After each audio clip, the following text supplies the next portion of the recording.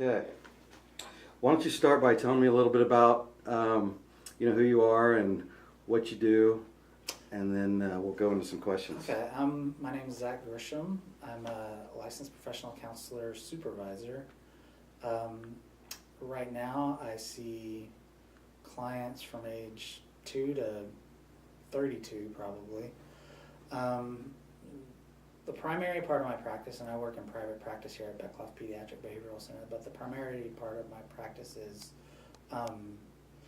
adolescent boys and girls dealing with depression, anxiety, bipolar disorder, separations from divorce, things like that. But I'm a therapist. Just cut it down to one word. Okay, perfect. So you just really described your specialty. So let's talk about what aspects of your job are you passionate about? Honestly, I'm passionate about helping children, adolescents, and adults that are dealing with depression and anxiety. It's such a difficult thing to deal with. It's paralyzing. And the reason I got into that was because of my own depression and anxiety. We have a family history of that, and I definitely dealt with that from probably the age of 13 to 27 or so. And once I got into this field, it just kind of gave me a direction and a reason to help others that have dealt with that as well. Okay. I'm going to ask you the next question and try to incorporate the question into what you talk about.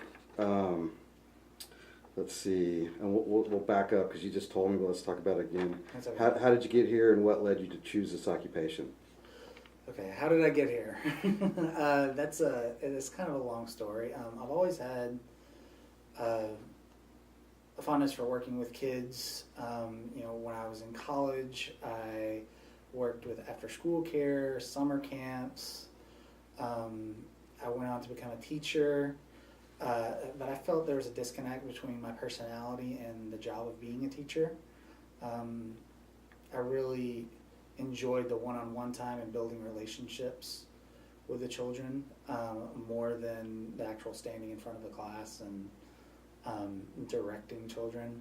So I've always had an interest in philosophy, psychology, just the human condition, what makes us work as people.